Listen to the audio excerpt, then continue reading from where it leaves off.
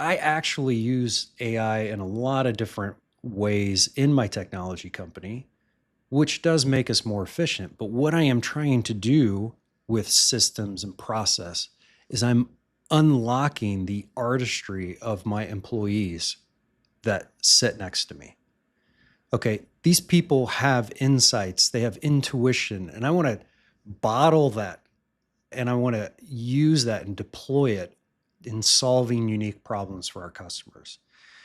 So while we use these processes, efficiencies, et cetera, we're using it not to replace people, but to make people even better in their own career and to elevate the level of service that we can offer our clients. Welcome to Scale Like a CEO, where we explore the journeys and insights of successful business leaders. We're excited to bring you today's conversation with Jared Peno, a seasoned entrepreneur who has built and scaled multiple successful businesses over the past 15 years. Join us as we dive into Jared's experience in entrepreneurship, his approach to business growth, and his unique perspectives on leadership in today's evolving business landscape. For joining me on Scale Like a CEO. Just to get us started, if you wouldn't mind giving us a 90-second intro to you and your business. Yeah, thanks for having me on, Justin. I've actually have two businesses and I've had many before. So I consider myself an entrepreneur. I started 15 years ago and I started with Alliance Technologies. I built that business as an IT managed service businesses. And we serve mid-market customers, 50 and 500 employees. I also have a talent acquisition business. And what that business does is actually do recruiting and some outplacement services, and it's called Taligent.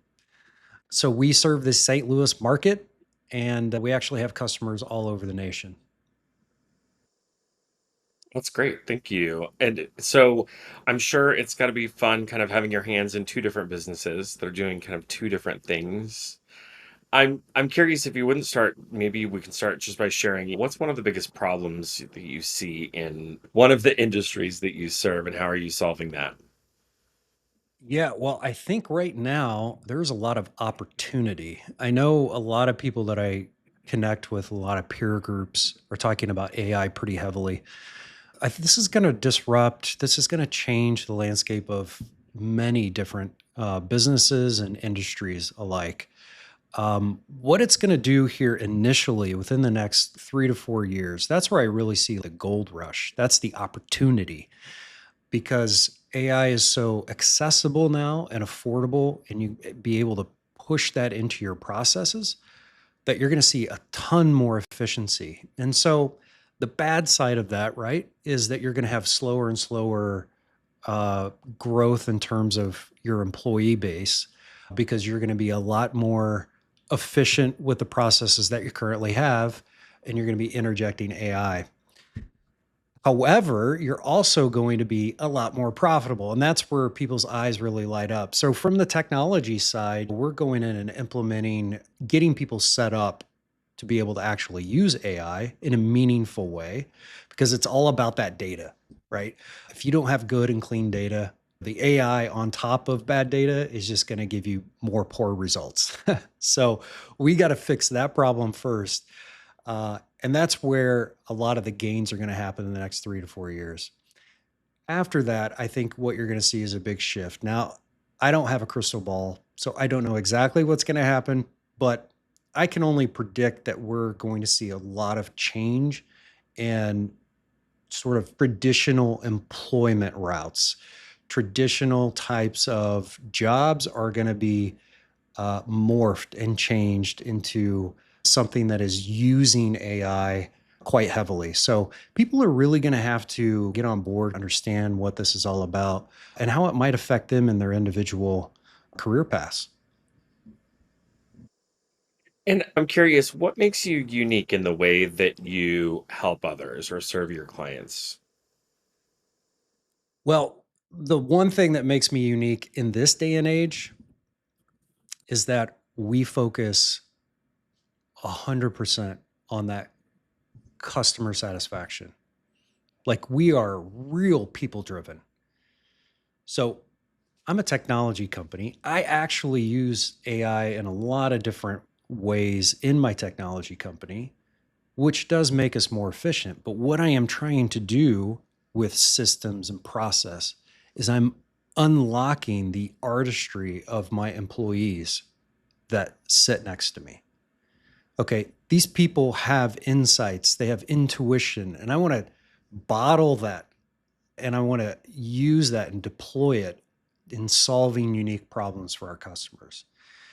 So while we use these processes, efficiencies, et cetera, we're using it not to replace people, but to make people even better in their own career and to elevate the level of service that we can offer our clients. I think that's a real key differentiator. I think a lot of people right now, they say customer service is top, right? A lot of service-based businesses say that's what they compete on. They don't compete on price, they compete on customer service. But I'll tell you one thing. I started 15 years ago, and my very first customer still exists today. That's a great testament to the work that you're doing. I'd love to go back kind of, to that 15 years ago and think about as you were growing the business, what were some of the challenges you faced as you started to scale up? Oh my gosh. Well, when I started, Justin, I was 28 years old. I had a brand new baby and I still had a little bit of university debt and stuff like that. So I was I went all in on myself. That was probably the most exciting and scary moment in my life. It was exhilarating. I had to deliver. So, to your question, like, how did you get through that? I'm aging myself a little bit, but that was back in 2008, 2009 timeframe. We were just, as the US was in a bit of a recession period. So it was even harder to gain clients face to face. And I relied on relationships. And I made some very unique partnerships. And I reached out to anybody and everybody that would listen to me. But I had a good story to tell and I help people. So you always lead with value. In that first year, I gave way more than I ever got. I kept giving and giving and giving. And I knew that one day it would come back to me. I would gain a reputation. I would gain the trust of people. And they would think about me and use me later on down the line. And that's really the only way that we were able to succeed in that first 3 year period. Yeah, that's great. That's great. But I can imagine that you've got a new baby, you've got to build this business, you've got to make it work. So there's got to be a lot of grit in there of just tenacity to drive forward. You were talking about today how you really are using AI to bring out the best of your people. So I'm curious, as you've grown through people in your business, how did you decide it was time to start hiring and growing the people side of your business? Hiring started slow for me. I approach hiring maybe different. I don't know. I would say other small businesses maybe have the same perspective. I know I came from corporate, so I know that they don't have the same perspective in hiring. But when I hire, I truly imagine that person retiring with us. I imagine them being for the long haul. And I want to make sure that I have a place for them for the long term, a growth path that I can pour into them and they feel fulfilled in what they're doing with us because happy employees create happy customers, right? It's just flat out that has been my observation over the last 15 years. So I do everything I can. So I hire really slow. So in that very first moments of me creating a business, when I know I needed to hire somebody, I first looked to outsource as much as possible because that keeps you a little bit more nimble, a little bit more dynamic, and you don't have such a large commitment up front. When I did make that first hire, I hired a lot for personality and I trained the skill set. I didn't have a huge budget to hire a bunch of people or hire the top talent. I was growing organically, actually. That's why the first 3 years was such a struggle for me. So growing organically and And hiring your first 1 to 3 people, I mean, that's quite literally just in a large percentage of your total organization. That's, 30, 25, 10% of your entire organization in one hire. So you want to make sure it is absolutely spot on. And so that's why I hired for personality more so than technical skill. Yeah, that's interesting. So what were some of the kind of personality traits you were looking for? Well, we still have those traits today. It's in my core values. A couple of them are ownership and serving with excellence. If you're going to do something, we got to simply do it right. I mean, that's what I teach my kids too. If you're gonna do something, do it with excellence, or don't do it. Just don't do it. There's so many other things to do. So that's what I tell everybody when they come in. That's what I'm looking for. I'm looking for the ways when I interview somebody, I'm looking for the ways. Tell me the experiences that you've had that you, and I know this is cliche, but that you went above and beyond, or you saw something that was not right, that you stood up for yourself. You took something that was, yeah, you could have turned it in, but you made it even better.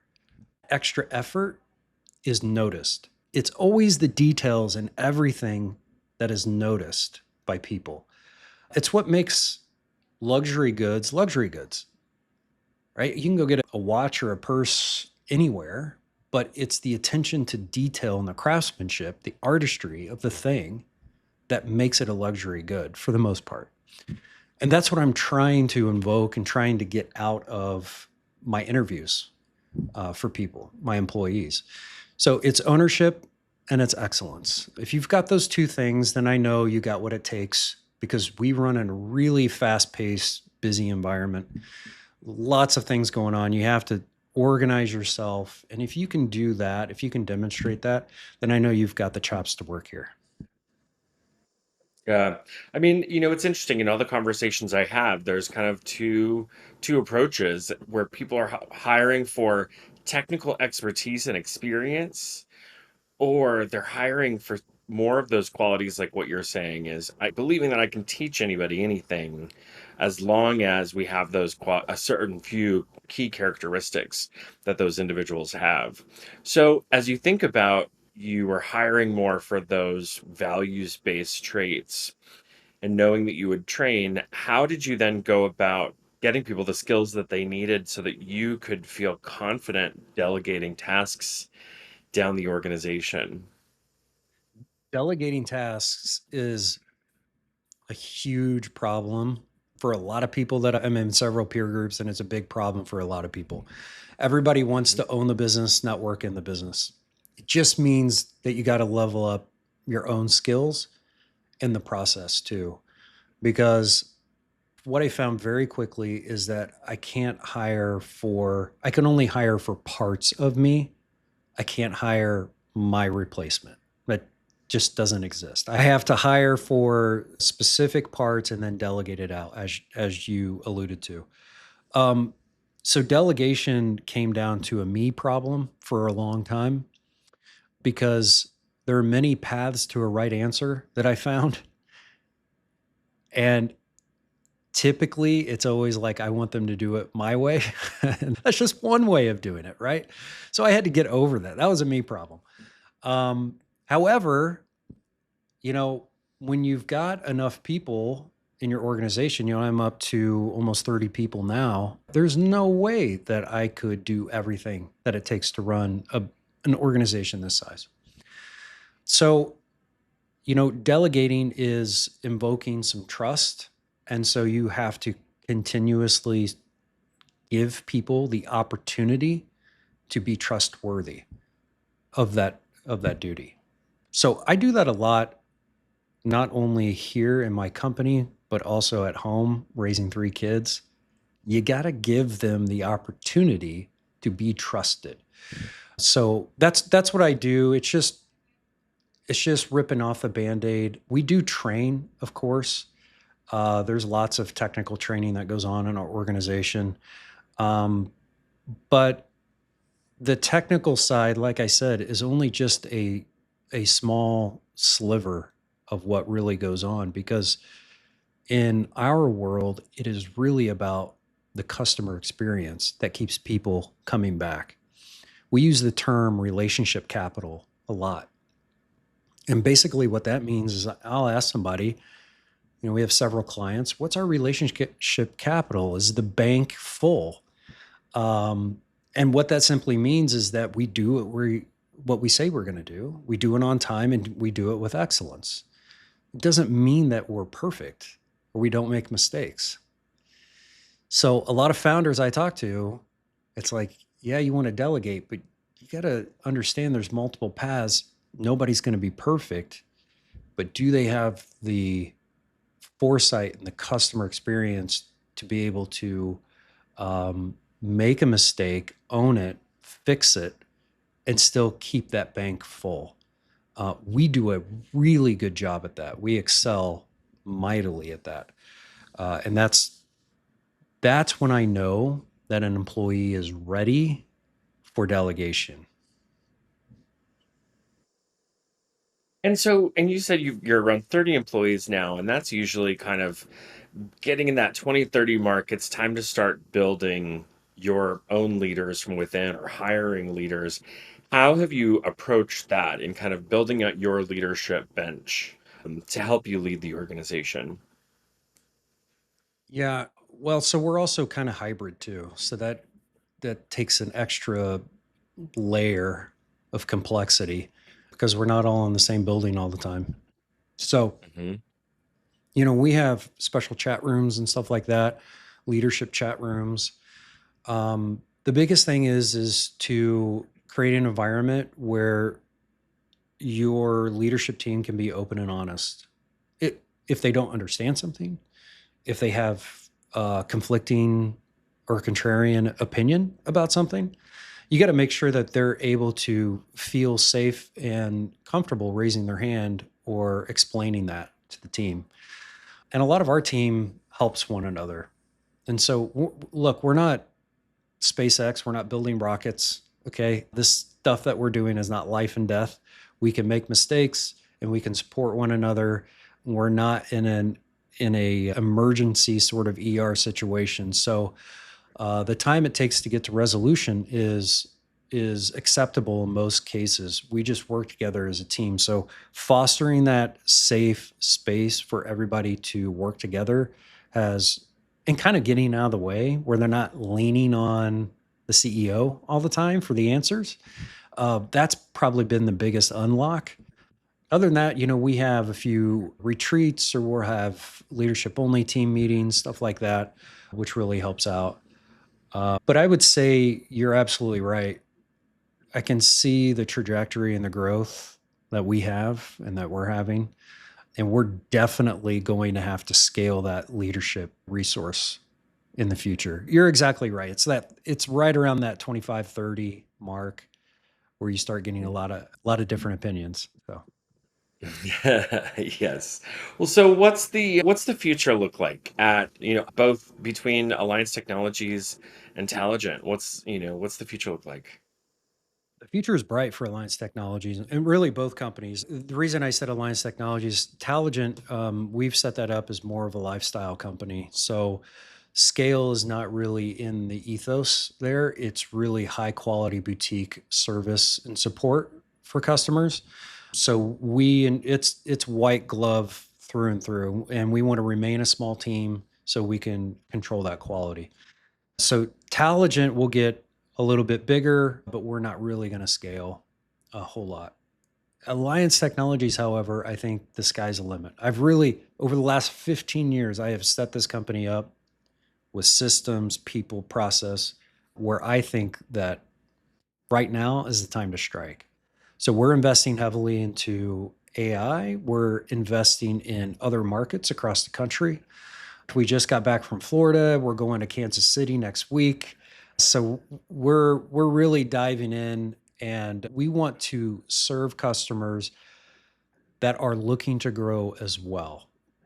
So the customers that are in that 50 to 500 range that want to go to the $100 million to two to $1 billion valuation range, what we find is that they have IT departments that are immature. They've usually scaled up. They've got a guy that was good at IT. Now he's the IT director, and he doesn't really know anything about setting up an IT department, making it run efficiently, aligning it with business objectives, stuff like that. So we go in there and we're just pouring into them, getting them set up, and that really launches their success. It they go from this chaotic kind of everybody's doing all these projects to we know what we're doing every day, we know the roadmap, etc. We're ready to scale. So that's been the biggest kind of value add that we've had for people, and we want to share that with the US nationally. Well, it's exciting. That's exciting. If people want to get in touch with you, what's one of the best ways to do that? Okay, so I'm on LinkedIn at Jared Peno, and I'm on Twitter at Jared Peno. LinkedIn, you can also find us at alliance-technologies.co on the website. Great. Well, thank you so much for joining me today, Jared. All right, thanks, Justin.